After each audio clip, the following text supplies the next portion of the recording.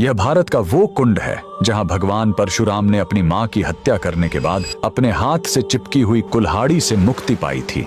यह कहानी है महान ऋषि जमदग्नि और उनकी पत्नी पतिव्रता रेणुका की। कहते हैं रेणुका हर दिन नदी से कच्चे घड़े में पानी लाती थीं और उनके सतीत्व के बल से वह घड़ा टूटता नहीं था। उनके 5 पुत्र थे जिनमें सबसे छोटे थे विष्णु अवतार परशुराम। एक दिन रेणुका ने नदी में कुछ गंधर्वों स्वर्ग के संगीतकार को जल क्रीड़ा करते देखा। उन्हें देखकर एक पल के लिए उनका मन मोह में पड़ गया और उसी क्षण उनके सतीत्व का बल टूटा और कच्चा घड़ा टूट गया। जब वो आश्रम लौटी तो ऋषि जमदग्नि ने अपने योग्य बल से जान लिया कि उनका मन भटक गया था। वो इतने क्रोधित हुए कि उन्होंने अपने पुत्रों को आज्ञा दी, अपनी मां का वध कर दो। जब चारों बड़े भाइयों ने मना कर दिया तो क्रोधित पिता ने उन्हें तुरंत पत्थर बन जाने का श्राप दे दिया। इसके बाद परशुराम ने पिता की आज्ञा को अपना धर्म समझा। उन्होंने भारी मन से अपनी कुल्हाड़ी उठाई और अपनी ही मां का सिर धड़ से अलग कर दिया। उनकी आज्ञाकारिता से प्रसन्न होकर जमदग्नि ने वरदान मांगने को कहा। परशुराम ने तुरंत अपनी मां को फिर से जीवित करने और साथ ही पत्थर बन चुके अपने चारों भाइयों को भी मुक्त करने का वर मांग लिया। सब फिर से जीवित हो गए, मानो कुछ हुआ ही ना हो। लेकिन कहानी यहीं खत्म नहीं हुई।